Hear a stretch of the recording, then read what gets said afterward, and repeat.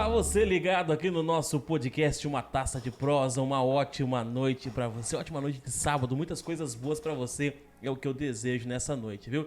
Eu sou o Jonatas Caetano, o programa Uma Taça de Prosa de hoje está só começando, eu quero que você fique aqui com a gente, com muita coisa bacana pra gente conversar. Pega a sua cadeira, pega a sua taça, sente-se, acomode-se, porque hoje é dia de falar de Pinot Noir. Olha aí que bacana, viu? Até eu tô ficando poliglota aqui neste programa, viu? E mais uma vez agradecer a você por estar ligadinho aqui conosco, nos assistindo, nos ouvindo. E também agradecer a presença dele mais uma vez aqui conosco, Anderson Souza, sommelier, está aqui com a gente. Boa noite, Anderson, mais uma vez, seja bem-vindo. Boa noite, Jonatas, boa noite a todos. Mais uma vez agradecer a oportunidade. E vamos falar aí de Pinot Noir, né? Uma uva difícil de se falar, difícil de se beber. As pessoas têm um pouco de medo e confundem muito essa uva, mas eu tenho certeza que vai ser um programa bem legal hoje. Só pra gente colocar aqui, o Anderson vai explicar isso também. A uva Pinot Noir, ela tem um sabor forte, né? Ela tem uma característica marcante, né, Anderson? A Pinot ela tem uma característica porque ela é uma uva muito complexa. De todas as uvas, a que tem mais complexidade aromática é Pinot Noir, né? E se você pegar os grandes conhecedores, as pessoas que têm uma boa experiência em vinho, é a uva preferida da maioria daqueles que já têm uma bagagem grande aí, que a gente chama de litrômetro. Olha aí que bacana, né? Eu não tenho esse litrômetro que o Anderson tem, né? Até porque o Anderson é um profissional, como diria outro, especialista entendido no assunto, né? Mas é muito bacana a gente estar falando sobre isso. E a nossa taça também está aqui já, né? Hoje, até no programa passado, a gente trouxe a taça, trouxe o vinho e acabamos esquecendo. Nós falamos tanto que esquecemos do vinho. Esquecemos de mostrar, né? Mas aí, hoje a gente veio aqui, as pessoas podem estar estranhando, para quem está vendo aí, é uma taça bem pequena, mas essa é uma taça profissional de degustação, né? A gente chama ela de taça ISO. E nessa taça se degusta a maioria dos líquidos, não necessariamente vinho, mas você degusta cachaça, você degusta cerveja, café, enfim, você pode degustar qualquer bebida, né? E por isso que ela é chamada ISO. É uma taça de 170 ml e específica para fazer esse tipo de trabalho. E aqui, como nós somos profissionais, né, Jonatas, a gente tenta usar aí uma taça mais adequada para esse tipo de degustação. Anderson, antes da gente falar sobre a uva Pinot Noir, explica para o nosso ouvinte quais são as primeiras coisas que um sommelier ele observa após abrir a garrafa de vinho. Já que nós estamos com o vinho aqui, qual seria o primeiro passo que o Anderson observaria após abrir esse Pinot Noir? Na verdade, começa até antes da abertura, né? Então, toda vez que eu vou servir uma garrafa de vinho para um cliente, ou um cliente me traz uma garrafa de vinho e pede para que eu abra, a primeira coisa que a gente avalia é o rótulo, né? Para saber do que se trata, né? É importante, já que eu tô com a garrafa na mão, eu vou ler o rótulo, saber a origem, de que país ele é, dependendo do país, de que região desse país ela é, quem é o produtor desse vinho, saber teor alcoólico, a uva, né, que as pessoas valorizam tanto. E a gente faz primeiro essa visualização da embalagem e depois a gente vai olhar a cápsula, né, que é aquele lacre que fica aqui em cima, ver se ela está correta, se não tem vazamento, nada. Depois que eu faço o corte, eu avalio a rolha antes de abrir para saber se essa rolha está ressecada, ou se a rolha está normal, ou se ela está úmida demais, confirmar algum vazamento. Então, você já faz a análise antes mesmo de abrir a garrafa. Depois que eu abro a garrafa e eu sirvo esse vinho, antes de servir, outra coisa que a gente analisa, mas é olfativamente, é a rolha. Porque através da rolha a gente já consegue encontrar algum defeito sem precisar colocar o vinho na taça. Então, se esse vinho eu encontrar um defeito na rolha, eu já descarto essa garrafa, pego uma garrafa nova e vou fazer uma nova abertura. Então, assim, tem todo um procedimento. É um procedimento complexo, mas é igual dirigir ou andar de bicicleta. No começo é difícil, mas depois que você pega o ritmo, é automático, você faz e acaba nem vendo o que você está fazendo. E o bacana de falar sobre isso é que o espectador e o ouvinte não vai conseguir ver, né, nem sentir, mas o aroma agradável que ficou aqui nos nossos estúdios após a abertura desse Pinot Noir, que o Anderson abriu antes de nós começarmos aqui o podcast, até porque Para dar uma respirada, né? A gente fala que o vinho precisa respirar. Até porque se for abrir ao vivo, aí é outro. Um dia a gente vai lá e faz uma abertura de garrafa aqui para as pessoas, porque é importante também. Eu vejo que muita gente tem uma dificuldade enorme de abrir a garrafa, né? E claro, e aí vai depender da ferramenta que você tem na mão para poder abrir essa garrafa e tudo mais.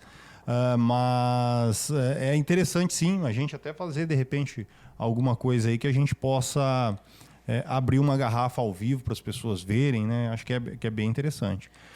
Anderson, falando de Pinot Noir, onde surgiu, qual a história desta uva? Conta pra gente.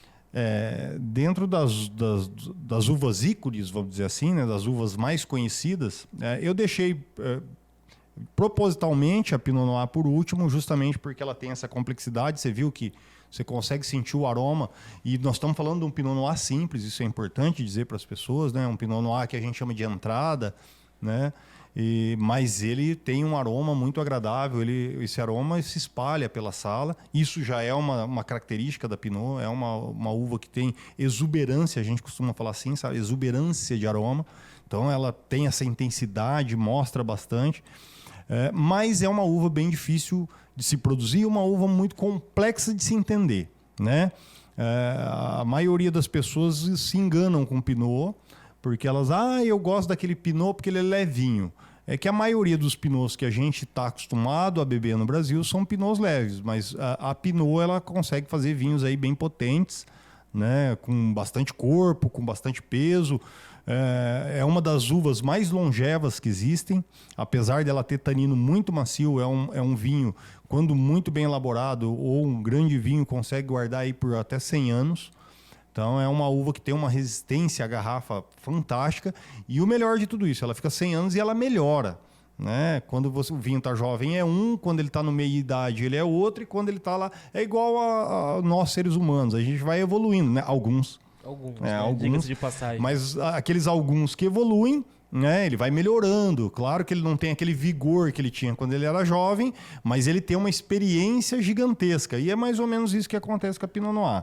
A Pinot é uma uva francesa, mais uma vez, né? Para variar. E olha que eu acho que a gente está quase acabando aí com as uvas autóctones da França. Quase saindo da França. Porque a França não tem uma quantidade de uvas autóctones tão grande como Portugal, Itália. Ela tem bem menos, só que eles trabalharam muito bem durante esses séculos as uvas que eles tinham disponível. Então essas uvas acabaram ficando famosas e tudo mais. E aí cada região da França tem a sua uva, né?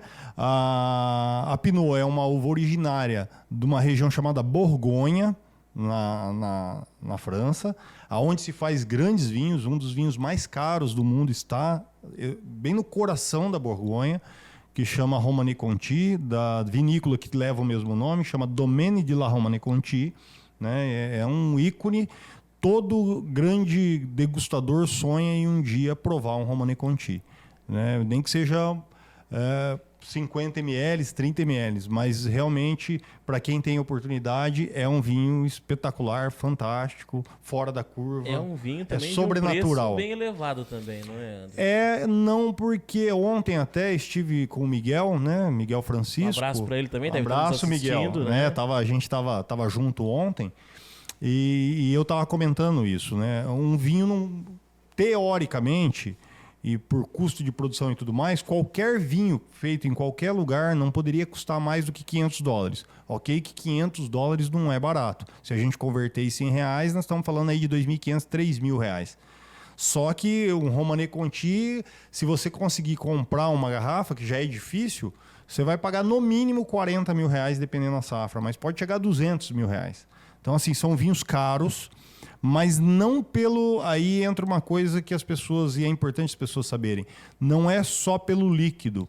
É porque essa Domaine faz uma boa ação de marketing, né? Sempre fez, antes do marketing ser marketing. É igual a Ferrari. Né? Exato. Ferrari patrocina nós. Não, vamos pedir para a Romanée-Conti patrocinar. Também, bom também. Manda umas 2 garrafas, isso. Tá tudo certo. Tá tudo certo. E o que acontece?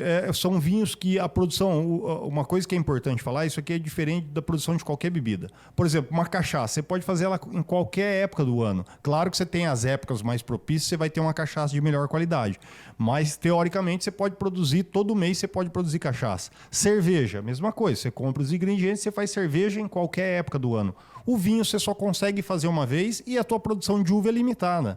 Então você não consegue produzir mais garrafas do que o seu vinhedo comporta. E como lá tudo é muito ocupado, né, o Domaine La Romanée Conti é menos de 1 hectare, né, menos de 10 mil metros quadrados onde está plantado esse vinhedo. E aí aquelas uvas produzem aquilo X de uva por ano, e daquele X você consegue fazer X garrafas, e aí nós estamos falando do mundo inteiro que quer tomar um vinho que é de ótima qualidade. Só que aí entra o que a gente aprendeu para quem fez administração aí, a oferta e demanda, né? Pouca oferta e demanda alta, o preço explode, vai lá em cima e enfim. E tem muita gente que tem dinheiro e quer, aí é como comprar uma Ferrari. Tem muita gente que sonha em comprar uma Ferrari, tem cara que faz economia a vida inteira para tentar ter uma Ferrari. E a Romanée seria mais ou menos isso, uma Ferrari, uma Lamborghini do vinho. Interessante. Só para a gente falar aqui sobre o Pinot Noir, depois nós vamos falar sobre o Romanée Conti. Claro que nós vamos abrir uma garrafa dele, porque nós não temos condições, exceto o Matheus Barcelos, que tem condição de comprar uma garrafa dessa, né, de 200 mil reais, né? Mas eu e o Anderson ainda não estamos com esse poder aqui. Não, e olha que curioso, já tomei esse vinho, mas nunca precisei comprar uma garrafa. Essa é a vantagem de ser sommelier, né? Então, existem clientes que colecionam esse tipo de vinho. E aí a gente acaba tendo essa sorte ou essa... Né, tá no lugar certo, na hora certa, você acaba provando o vinho, enfim. E uma coisa bem curiosa sobre esse vinho, ele não só sobre o vinho, mas das pessoas que bebem um vinho nesse nível, cara, as pessoas compartilham. O prazer da pessoa é compartilhar. Então, se ele estiver num restaurante, você estiver atendendo... Provavelmente o maître vai provar o vinho, o garçom que está atendendo aquela mesa vai provar o vinho, o sommelier vai provar o vinho. Então as pessoas são generosas, né? Ao contrário do que a gente possa imaginar, que o cara comprou uma garrafa dessa e ele quer tomar sozinho. Pelo contrário, geralmente é para partilhar. É para socializar. Exato, e esse é um dos objetivos do vinho mesmo. E falando aqui do Pinot Noir, que nós estamos aqui diante de nós nesta noite, né? Eu tô aqui olhando pra minha taça, rapaz, e tá bonita a taça hoje aqui, né? Uma cor muito bacana, uma cor muito viva, né? E também um aroma muito agradável, né? Eu não sou especialista igual o Anderson, né? Mas a gente tem nossos amigos, Miguel Francisco e o Anderson, que a gente acompanha no dia a dia. E um aroma muito agradável de azeite, né? No ar também ficou aqui nos nossos estúdios, né? Eu não diria que é um azeite. Esse aroma que você talvez remeta a azeite para você. E não estou falando que você está errado, tá? Isso é importante. Ele pode... Não sou especialista igual o Anderson. Isso, mas isso é legal. Se você sentiu isso, é porque você está sentindo um aroma que te remeteu a lembrar de alguma coisa, tá? Isso é um herbáceo, que a gente chama de aromas herbáceos, tá? Que é o mesmo aroma que tem num azeite fresco, né? Tem que ter o azeite de boa qualidade, um azeite fresco, ele tem esse toque herbáceo, e realmente isso é uma característica de Pinot. Tá? Principalmente Pinot de Novo Mundo, tá? Lembra que eu falei Novo Mundo, Velho Mundo, já expliquei aqui. Nós estamos no Novo Mundo, diga-se de passagem. Quem não ouviu, é só pegar aí episódios passados, que vocês vão ouvir a gente falando de Novo e Velho Mundo, né? E é uma característica da Pinot, principalmente da Pinot do Novo Mundo, né? Aqui a gente está falando de um Pinot Noir do Chile, né? O Chile produz aí uma qualidade boa de Pinot Noir. Não consegue chegar num nível muito alto, mas consegue ter um padrão muito bom dessas uvas. E é uma curiosidade, eu sei que as pessoas não vão conseguir enxergar em casa, mas quando tiverem uma garrafa de Pinot Noir, vocês coloquem na taça e façam isso. Você está vendo que ele tem um tom já amarelado. Sim, né? Sim. Isso é uma característica de Pinot Noir. Então, a Pinot, claro que você tem outros vinhos que também acontece isso, mas com o passar dos anos. No caso da Pinot, você pega um Pinot jovem, ele já é assim, né? Ele tem essa característica de ter essa tonalidade mais amarelada, e a gente consegue ver isso no vinho, né? Por isso que a gente visualiza a taça, né? Uma das coisas, e a gente vai ter um podcast só para falar disso, né? Como que a gente aprende, porque o objetivo nosso aqui é mostrar para as pessoas. A gente está falando de país, de uva e tal, mas as pessoas, mas eu vou tomar o vinho e não vejo nada. Nós vamos ensinar, Quem estiver acompanhando e continuar acompanhando, vai chegar a hora... Nos próximos programas nós vamos falar sobre isso. As pessoas vão conseguir identificar, como você identificou esse aroma de azeite, elas vão saber o que se espera de cada vinho, de cada uva, por que a cor disso, por que a cor está assim, por que a cor está daquele outro jeito. Então, aí as pessoas vão começar a entender e vão começar a beber melhor, beber com mais qualidade. Só para colocar aqui, viu, Matheus Barcelos, é um aroma herbáceo, viu? O Anderson tá ensinando a gente aqui. A gente tá brincando aqui, conversando de uma maneira bem informal, mas é aprendizado que nós estamos tendo aqui também, até porque eu vou repetir isso aqui, eu sou jornalista, né? Sim. O Anderson é sommelier. Então... Mas olha que legal, por que daqui a pouco o Jonatas não se torna um jornalista de vinhos? Né? Quem sabe, é uma profissão que existe. A gente tem aí vários no Brasil que fazem isso, viajam o mundo para falar, para trazer matéria, para trazer conhecimento sobre vinho. E o vinho, como eu disse, é acessível a todos, né? Basta a gente realmente aprender para poder entender o que a gente está fazendo. É bacana, né? Então você vai nos acompanhando aí. Só para trazer aqui, o Anderson trouxe para nós um Pinot Noir, foi feito no Chile, né? Na safra de 2018, é que nós estamos aqui degustando, né, Anderson, nesse momento. E quais são as principais características de sabor quando você abre essa garrafa de Pinot Noir que você, como especialista, notou, Anderson? Então, uma das coisas que é bacana é assim, Pinot Noir de Novo Mundo, ele não tem... a Pinot, como eu já disse, é uma uva que é a uva que traz mais complexidade, né? E aí a gente vai ter que entrar para explicar o porquê disso. Quando a gente fala em complexidade aromática, é a quantidade de aromas que eu consigo encontrar num vinho, né? E esses aromas são classificados em famílias, né? Então você tem lá os vegetais, você tem os minerais, você tem os animais, aromas animais, e a pessoa fala, mas como assim, Anderson? Tem uma expressão francesa que chama de suboat, tá? E o que o suboat traz? Aroma, e é uma coisa muito louca, porque tem gente que gosta, tem gente que odeia. Quem tem experiência de sítio, de roça, que andou a cavalo, que já entrou num piquete, ou que já entrou numa mangueira de boi, né? Aquele aroma mesmo, sabe, de mangueira de boi, que muita gente adora e muita gente odeia, alguns vinhos trazem isso. E a Pinot tem essa característica de trazer complexidade. Então, há vinhos, você tem aí dentro dessas famílias, você tem dentro dos vegetais, você tem as frutas, as folhas, os temperos, aí depois dentro, né, especiarias, depois dentro dos minerais, você tem lá aroma de querosene, olha que louco, você tem aroma de grafite, você tem aroma de petróleo, enfim, você tem que está tudo dentro, pedra, silt, então está tudo ali dentro dos minerais. Aí você tem aqui os animais, que pode ser suboat, que geralmente é esse aroma de cavalo. Tem uma coisa que as pessoas não gostam, que é uma expressão que a gente usa chamando brete. Esse vinho tem um leve brete.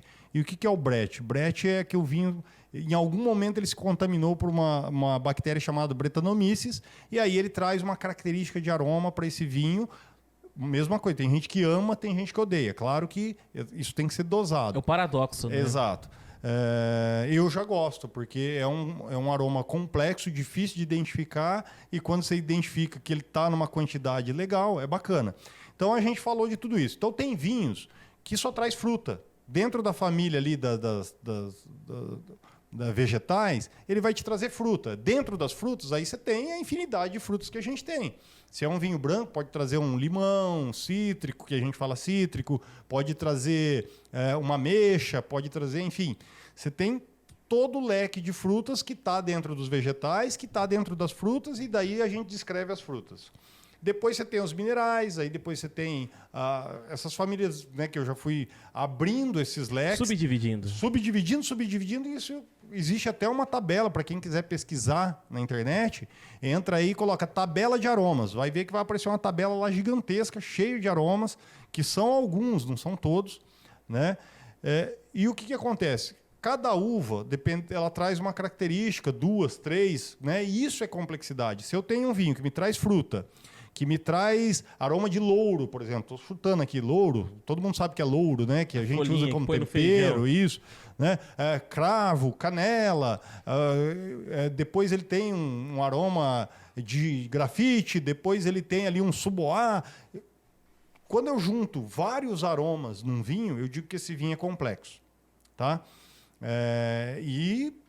Por incrível que pareça, existe uma certa dificuldade de encontrar. Os vinhos são muito direcionados para uma coisa ou outra. No caso da Pinot Noir, ela é uma uva que oferece vinhos que tem quase que o leque Todo. completo. Olha que bacana. E aí entra a melhor parte.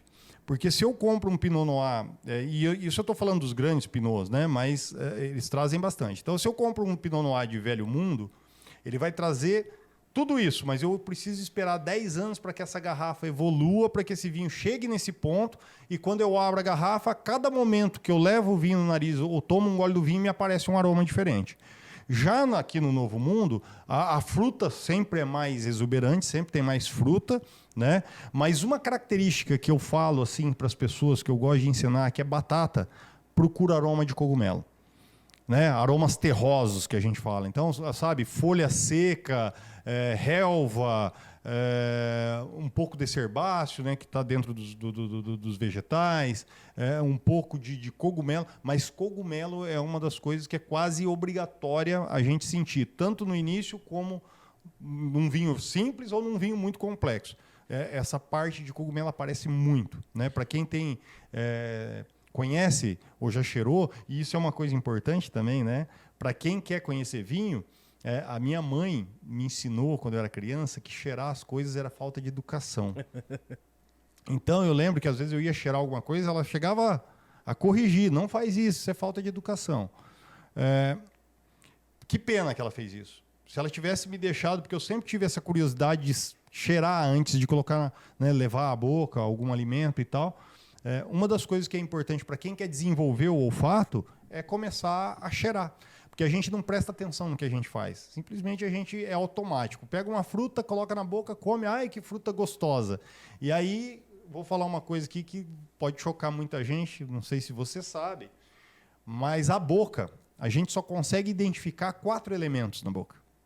Eu não sabia disso. Tô aprendendo agora. A nossa boca... aqui. Ela tem a capacidade de identificar apenas 4 elementos.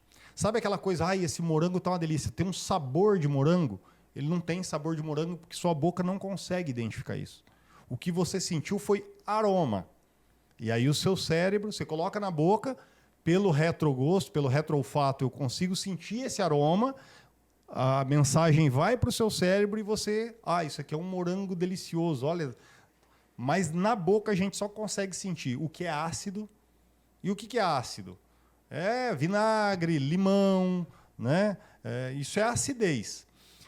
Eu consigo identificar, né, na minha boca açúcar, eu consigo identificar sal e consigo identificar amargor. Só. Mais nada. Todo o resto que eu sinto de aromas, aquele aroma de fruta, o louro, o coentro, o cravo, a canela, isso é olfativo.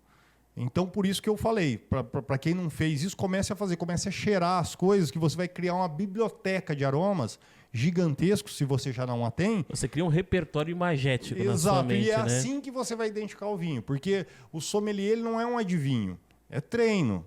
Você precisa treinar. Então, o que a gente faz? Eu coloco o vinho... Automaticamente, quando eu sinto aquele aroma, já me remete ao que é. Só pra gente falar essa questão, né, o Anderson, o sommelier não é adivinho. Tem aquela pessoa que pega a taça de vinho lá, vou até pegar aqui pra demonstrar, dá licença, né?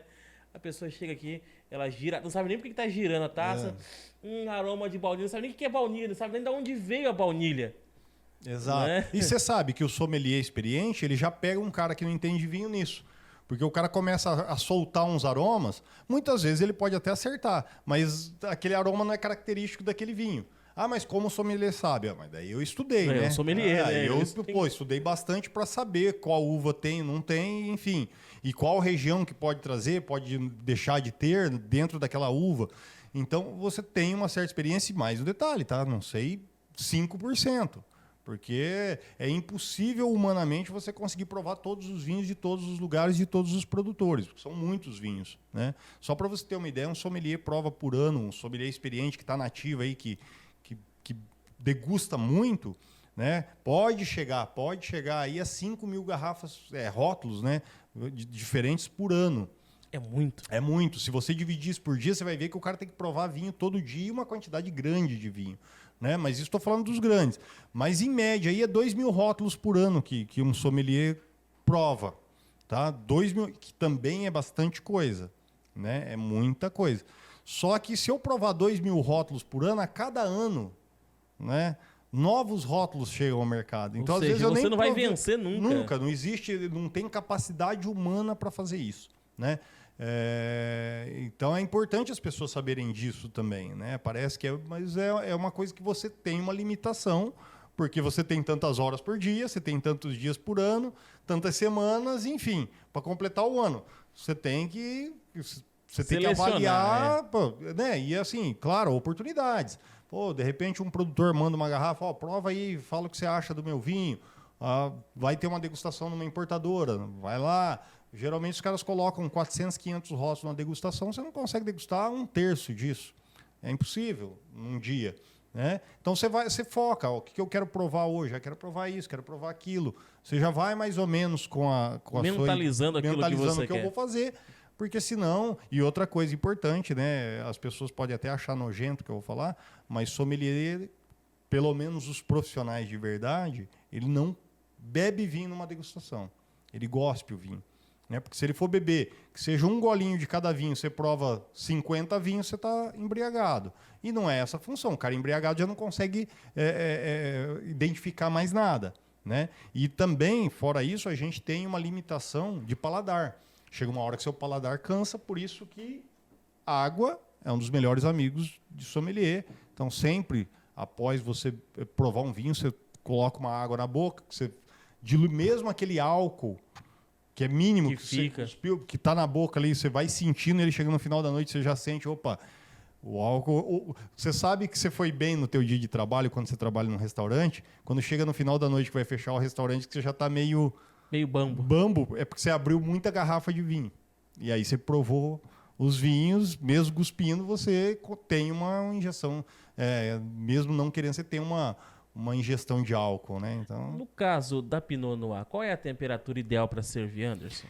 Mesma coisa de demais vinhos, né? Você tem uma faixa de temperatura dependendo como é. Se você tem um Pinot Noir mais leve, mais jovem, de novo mundo, é uma temperatura mais fresca. Se você tem um Pinot Noir mais encorpado, de velho mundo, principalmente da Borgonha, você vai tomar numa outra temperatura. Mas é entre 14 e 18 graus. 14, um Pinot bem fresco, bem leve, bem jovem, para tomar aí num dia quente. E um mais bem encorpado aí a 18 graus para você tomar devido ao corpo. E não estou falando que é independentemente do calor que está lá fora, tá? Que a gente sempre pensa que a temperatura é do vinho. Entendeu, né? Anderson, outra questão também, nós falamos sobre Novo Mundo, Velho Mundo, só que nós não chegamos aqui a explicar como foi a chegada da Pinot Noir na América Latina. Nós estamos aqui com o vinho chileno, mas também nós temos Argentina, Uruguai e o próprio Brasil, que são referências na produção de vinho. Nesses países, como a Pinot Noir se saiu? A Pinot é a uva mais difícil para se produzir, tá? Justamente por isso, né? Também tem isso, né? Tem mais esse agravante, né? Eu acho que ela se coloca assim, eu sou difícil mesmo, né? Sou difícil de cultivar, sou difícil de fazer vinho e sou difícil de me entender. Ela é uma uva bem, como que a gente diria, tem uma personalidade bem forte, sabe? Mas a gente tem áreas que se adaptou muito bem. É uma uva que precisa de bastante frio. Por exemplo, é uma uva que não daria certo aqui na região, né? Porque essa sim é uma uva que precisa de frio. Só para você ter uma ideia, é a uva que é plantada no extremo mais frio que a gente tem quando a gente fala norte, né? E é uma curiosidade que eu vou deixar para falar daqui a pouquinho, me lembra, porque às vezes eu posso esquecer, sobre Pinot. Mas falando de América do Sul, Brasil, se adaptou bem nas regiões mais frias, né? No Chile, ela é melhor cultivada num vale chamado Limari, também Biobío se produz bons Pinots, Vale de San Antônio. Então tem algumas regiões dentro do Chile, porque outra coisa, o pessoal pensa que o Chile é frio, mas o Chile é quente. Para quem conhece Santiago, no verão lá faz 42 graus.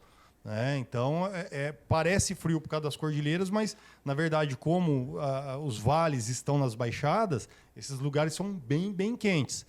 Mas você precisa de altitude para produzir um tipo de vinho desse, então por isso que você vai para regiões específicas. E no Chile tem algumas regiões que produzem ótimos pinots. Argentina, Patagônia.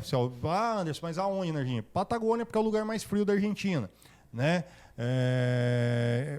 Produz ótimos pinots. E uma característica da Argentina é que ela produz pinots mais parecidos com os da Borgonha. Tem uma complexidade boa, são vinhos mais encorpados, uma característica bem bacana. O Brasil planta muito Pinot Noir no sul, né?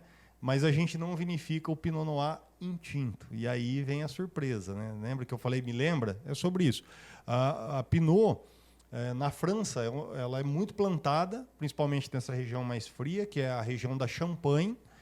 Champagne, um vinho espumatizado branco, que é feito a partir de uma uva tinta, que é a Pinot Noir. A Pinot Noir é uma das melhores uvas que tem para fazer espumante. Você colhe ela um pouco mais verde, para ela manter a característica de acidez, e aí você tira a casca, tira a semente e faz só o líquido. Claro que não é só de Pinot Noir. Você tem Chardonnay, né? Que nós já falamos aqui também, nos programas anteriores. Então, geralmente, espumantes clássicos é Chardonnay, Pinot Noir. E aí, cada região de cada país, aí você acrescenta alguma outra uva para fazer seu espumante ou não, né? Mas no Brasil, e já falei isso também, nós temos ótimos espumantes, né? Para quem aí ainda acha que precisa ficar bebendo champanhe e está jogando dinheiro fora, porque nós temos qualidade de sobra de espumante. O Brasil é referência no mundo quando a gente fala de espumante. E temos aí bons exemplos a preços que custam menos de um terço de uma champanhe, e você está bebendo um produto muito próximo, muito similar, né? E esses vinhos aqui no Brasil são feitos à base de Pinot Noir e Chardonnay. O Pinot Noir especificamente vinificado em branco. Então, uma uva que aí consegue fazer um monte de coisa. Falando de Pinot Noir, o que combina com a Pinot Noir na questão da gastronomia e o que deve deixar longe dela? A Pinot, não é, por essa complexidade, ela pede pratos mais complexos, né? Claro que o vinho é seu, a comida é sua, você bebe como quiser. Quiser comer com sushi, fica à vontade, não precisa. O estômago é seu depois. Mas, enfim, mas o Pinot também tem aí dependendo do corpo dele, você tem um leque gigantesco. Né? Mas uma das coisas que é bacana quando a gente quer parear por similaridade é isso, é fazer pratos que são mais terrosos, pratos com complexidade. E aqui entra algumas coisas. Por exemplo, Jonatas, você gosta de língua de boi? Não. Não então, é o prato que me apetece. E você vê que curiosidade, uma língua cozida, bem temperada, com vários... vai muito bem com Pinot Noir. Né? Pensar em outros...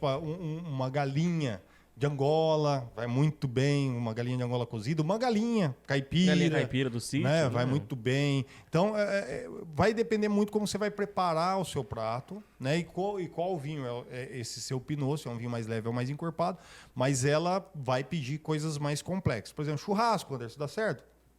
Pode até dar. Né? A gente nunca vai falar, não dá certo, isso não faz. Não, depende do teu vinho, depende da carne. Mas a carne, ela não tem complexidade aromática. Né? Até tem algumas carnes nobres, especiais, você consegue. Não sei se você já ouviu falar, nossa, comi uma carne que tinha aroma de capim-limão. Você já ouviu isso? Não, existe, tá? Claro que isso não é... Isso é uma coisa bem específica, bem especial mesmo. Mas ela também não é complexidade. É aquilo e ponto. Né? Uma doçura, alguma coisa assim, mas é só. Você não tem vários aromas que pode ali casar com... Então, assim, pratos complexos. Por exemplo, tem um prato francês que vai bem, que dependendo do Pinot, obviamente, mas é coq au vin. Você sabe o que é coq au vin?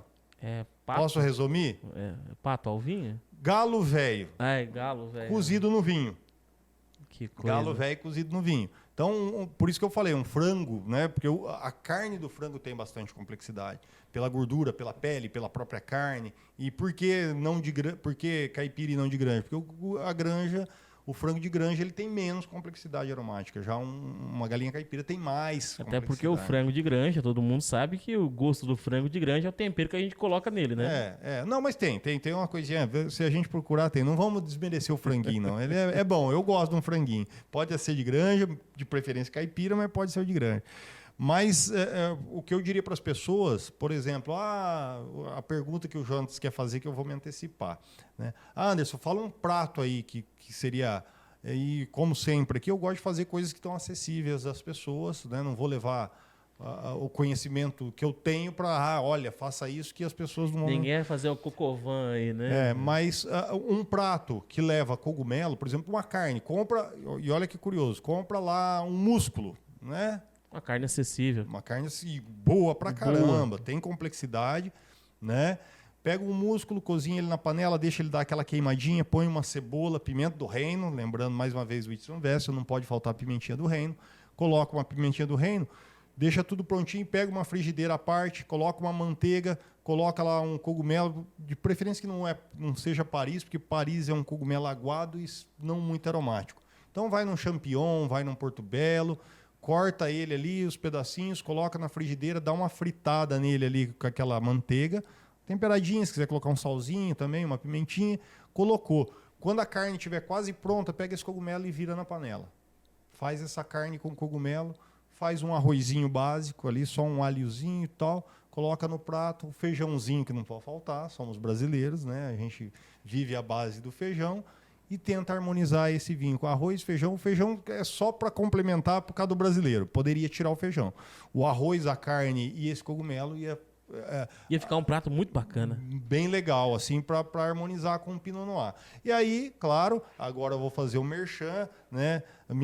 Meu patrocinador, né? A Concha y Toro, né? Para quem não sabe, eu trabalho para a Concha y Toro, que é uma vinícola chilena. E esse é um vinho básico, não é o mais básico, mas dentro dos vinhos já que a gente considera premium, esse é o de entrada dos vinhos premium, que é chamado Casileiro del Diablo. E se alguém já foi no Chile e visitou a Concha y Toro vai saber do que eu estou falando, mas eu acho que é uma história bem bacana. Tem uma história muito curiosa, porque às vezes as pessoas, principalmente cristãos, eles têm um pouco de medo, né? Casileiro del Diablo, o cara tem pacto com o diabo para vender um vinho desse. Pacto com amornado, né? Mas é uma brincadeira, né? Mas é legal falar para as pessoas. Dom Melchor de Casa Concha, que é o dono, o cara que fundou essa vinícola, logo que ele fundou, ele começou a fazer vinhos, e os melhores vinhos ele guardava num espaço diferente do grande volume de vinho. Então, aqueles vinhos melhores ele guardava, e eles chamam aquilo de casinha. Só que casinha em espanhol é casileiro, tá? Então, tá aqui já a explicação do primeiro nome. Era o vinho da casinha, o vinho casileiro. Só que ele notou que, cara, tinha uns ratos muito grandes dentro da vinícola, e eles carregavam uma garrafa de vinho e levavam embora para beber na comunidade dos ratos, enfim. E ele começou a sentir falta de garrafas. Aí tinha noite que lá faltava 2, tinha noite que lá faltava 3. E ele se incomodou. Pô, quem que, né? Você guarda um vinho ali e os ratos... Coitado, né?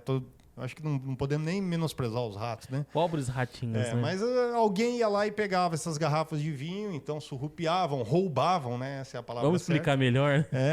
E aí ele teve uma ideia. Ele foi numa noite, ele desceu lá na casinha, e claro, naquela época as pessoas moravam na propriedade, né? Então tinha vários funcionários que moravam ali, e ele saiu gritando. Foi lá de propósito, entrou e daqui a pouco saiu gritando de dentro da casinha. E todo mundo acordou, aquele alvoroço no meio da madrugada. O que foi? Vocês não acreditam. Fui lá na casinha pegar um vinho para eu beber, eu vi o diabo lá dentro. Coincidentemente, depois desse dia, não sumiu mais nenhuma garrafa. O cara ficou com medo de trombar o capiroto lá e nunca o cara mais foi lá. inventou uma história e nunca mais ele perdeu uma garrafa. Então aí, em homenagem a essa brincadeira, essa história, ele criou um rótulo chamado Casileiro del Diablo. É um dos vinhos mais antigos que a Concha y Toro produz, né, há muitos anos. Apesar de serem vinhos de entrada, um Casileiro del Diablo, Cabernet Sauvignon, foi eleito, se eu não me engano, em 92, o melhor vinho do ano, né, naquele ano, no mundo. Então isso não é para poucos, isso é uma coisa que é muito significativa, né? Provavelmente tinham vinhos melhores, mas dentre daqueles que os jurados provaram, aquele foi o melhor. E assim, é um vinho que é o vinho que a gente mais vende, principalmente no Brasil, a gente vende muito essa linha de vinhos. Então, e Pinot Noir, eu tenho a satisfação que o enólogo que faz esses vinhos é um amigo pessoal meu, que é o Alejandro. E assim, um cara que me ajuda até aqui no meu próprio vinhedo aqui em Marcondes, ele dá os pitacos lá do Chile. Quando eu tenho uma dúvida, ligo para ele, passo um WhatsApp, ele sempre me responde, um cara super bacana. Então eu tenho uma proximidade, um carinho muito grande pelo Pinot, né, essa Pinot Casileiro ou os outros Pinots da Constoro, justamente porque é um amigo que faz. Então eu acho que é bacana, até mais fácil da gente entender, porque ele sabe explicar esse vinho como ninguém, porque ele é o pai da criança. Que bacana. E a você que esteve nos acompanhando aqui, essa foi a dica do Anderson de hoje também. Nós já estamos caminhando ao final do nosso programa. Na semana que vem a gente volta com mais coisas bacanas para você. Aproveite a dica que o Anderson deu aí para sua janta, para o seu almoço de amanhã. Amanhã né? é domingão. Amanhã é domingão. Coisa boa, dá mais tempo de preparar, né? Dá tempo de ir no supermercado. Só não vai fazer que nem meu pai, cara. Meu pai saía 10 horas da manhã para ir no mercado ou para ir buscar um frango e a gente jantava o frango. Então, acontece. por favor, se você for fazer o almoço aí, sai e volta para casa. Né? Então, volta, leva uma garrafa de vinho, o interessante compartilha é com a que família. O sujeito saiu cedo, né, pra comprar. Disse que foi comprar pão, né, Anderson? E disse que tava uma neblina muito forte. Ele comprou 3 caixas de cerveja, né? Mas também a neblina nos olhos da gente, né? Acaba não vendo a padaria, né? E aí você compra aquilo que tá na frente, enfim. É mais ou menos isso. Mas pra gente descontrair, terminar esse final de semana de uma maneira muito bacana. Agradecer a você mais uma vez, Anderson, por estar aqui conosco. Sucesso pra você, meu amigo. Eu agradeço você, agradeço todos vocês que nos acompanham. É sempre... Cara, falar de vinho é comigo, eu tenho prazer em fazer isso, eu amo isso. Pena que eu descobri muito tarde, quando eu fui descobrir esse universo... Tarde não, porque nunca é tarde para nada, né? Mas eu queria ter conhecido bem antes para curtir mais isso, porque realmente foi uma paixão, uma coisa que me move hoje. É vinho, e não só vinho, essa cultura, esse bate-papo, estar com as pessoas, enfim. Me conectei muito com essa bebida e com essa cultura. E hoje o meu objetivo é ajudar as pessoas, repassar isso para quem quiser, para quem tiver afim, tentar levar da forma mais leve, mais fácil possível, para que todos entendam, sem aquele ego, sem essas coisas, né? Porque eu acho que é isso. O que a gente busca é fazer com que as pessoas realmente entendam essa bebida e sejam felizes com ela, né? Mas agradeço demais o convite, conta sempre comigo, espero que todos vocês aí tenham gostado desse e dos anteriores e dos próximos.